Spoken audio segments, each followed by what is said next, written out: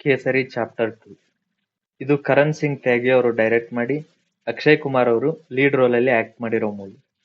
Actually ಇದು ಕೇಸರಿ 1 ನ ಸೀಕ್ವೆಲ್ ಅಲ್ಲ, ಇದೊಂದು ಕಂಪ್ಲೀಟ್ ಫ್ರೆಶ್ ಫಿಲ್ಮ್. ಇದು ಕೇಸರಿ 1 ತರ ಪ್ರೀ ಇಂಡಿಪೆಂಡೆನ್ಸ್ ಅಲ್ಲಿ ಆದ true incident based movie. Story ಬಗ್ಗೆ ಹೇಳೋದಾದ್ರೆ, ಇದೊಂದು true events based movie. Jallian Vala Bagh ಅಲ್ಲಿ ಆದ ಹತ್ಯಾಕಾಂಡದ ವಿರುದ್ಧ ಶಂಕರ್ ನಾಯರ್ ಅನ್ನುವ ಒಬ್ಬ ಲಾಯರ್ ಮಿಲಿಟರಿ ಆಫೀಸರ್ ಡಯರ್ ಮೇಲೆ ಕೇಸ್ ಫೈಲ್ ಮಾಡ್ತಾರೆ. ಕೋರ್ಟ್ ಅಲ್ಲಿ ಅವ್ರ ವಿರುದ್ಧ ನಡೆಯೋ ಟ್ರಯಲೇ ಮೂವಿದು ಮೇನ್ ಸ್ಟೋರಿ ಲೈನ್. ಇಲ್ಲಿ ಶಂಕರ್ ನಾಯರ್ ಅವರ ಪಾತ್ರವನ್ನ ಅಕ್ಷಯ್ ಕುಮಾರ್ ಅವರು ಮಾಡಿದ್ದಾರೆ. ಮೂವಿಲಿ ನನಗೆ ಇಷ್ಟ ಆಗಿರೋ ವಿಚಾರಗಳಿಗೆ ಬಂದ್ರೆ, ಅಕ್ಷಯ್ ಕುಮಾರ್ ಹಾಗೂ ಆರ್ ಮದನ್ ಅವರ ಆಕ್ಟಿಂಗ್ ಅಂತೂ ನೆಕ್ಸ್ಟ್ ಲೆವೆಲ್ ಇತ್ತು.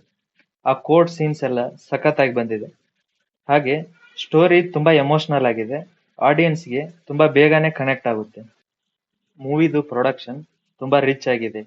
ಆ ಪ್ರೀ ಇಂಡಿಪೆಂಡೆನ್ಸ್ ಪೀರಿಯಡ್ ಅನ್ನ ತುಂಬಾ ಚೆನ್ನಾಗಿ ಸೆಟಪ್ ಮಾಡಿದ್ದಾರೆ. ಹಾಗೆ BGM ಮೂವಿಗೆ ತುಂಬಾ ಚೆನ್ನಾಗಿ ವರ್ಕ್ ಆಗಿದೆ. ಇನ್ನ ಓ ಶೇರಾ ಸಾಂಗ್ ಎಲ್ಲ ಬಂದಾಗ ಒಂದ್ ನೆಕ್ಸ್ಟ್ ಲೆವೆಲ್ ಫೀಲ್ ಕೊಡ್ತಾ ಇತ್ತು ಥಿಯೇಟರ್ ಅಲ್ಲಿ. ಮೂವಿಲಿ ನನಗೆ ಇಷ್ಟ ಆಗದೇ ಇರೋ ವಿಚಾರಗಳಿಗೆ ಬಂದ್ರೆ, ಇಲ್ಲಿ ಅನನ್ಯ ಪಾಂಡೆ ಅವರ ರೋಲಿಗೆ ತುಂಬಾ ಇಂಪಾರ್ಟೆನ್ಸ್ ಇತ್ತು, ಬಟ್ ಅವರ ಆಕ್ಟಿಂಗ್ ಅಷ್ಟು ಎಫೆಕ್ಟಿವ್ ಆಗಿರ್ಲಿಲ್ಲ. ಅವರ ಪ್ರೀವಿಯಸ್ ಮೂವೀಸಿಗೆ ಕಂಪೇರ್ ಮಾಡಿದ್ರೆ ಇಲ್ಲಿ ತುಂಬಾ ಬೆಟರ್ ಆಗಿ ಆಕ್ಟಿಂಗ್ ಮಾಡಿದ್ದಾರೆ. ಬಟ್ ಅಕ್ಷಯ್ ಕುಮಾರ್ ಮತ್ತು ಆರ್ ಮದನ್ ಅವರ ನಡುವೆ ಅವರು ತುಂಬಾ ಡಲ್ ಅನ್ನಿಸ್ತಾರೆ.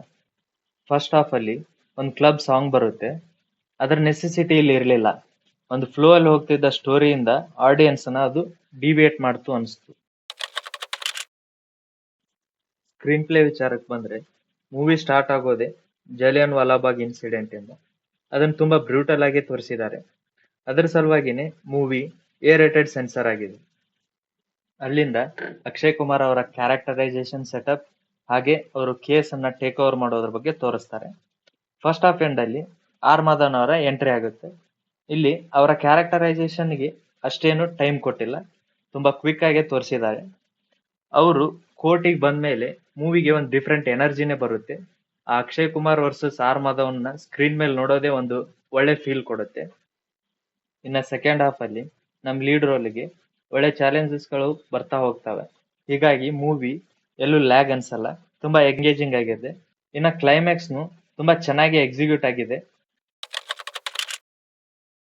ಓವರ್ ಆಲ್ ಆಗಿ ಹೇಳೋದಾದ್ರೆ, ಜಲಿಯನ್ ವಾಲಾಬಾಗ್ ಇನ್ಸಿಡೆಂಟ್ ಬಗ್ಗೆ ತಿಳ್ಕೊಳಕ್ಕೆ ಇದೊಂದು ಒಳ್ಳೆ ಮೂವಿ. ಇನ್ನ ಅಕ್ಷಯ್ ಕುಮಾರ್ ಅವರು ಬ್ಯಾಕ್ ಟು ಬ್ಯಾಕ್ ಫ್ಲಾಪ್ ಕೊಟ್ಟ ಮೇಲೆ ಒಂದು ಒಳ್ಳೆ ಮೂವಿನ ಕೊಟ್ಟಿದ್ದಾರೆ. A-rated ಆದ್ರೂ ಫ್ಯಾಮಿಲಿ ಜೊತೆ ನೋಡ್ಬೋದು. I give 3.5 out of 5 stars.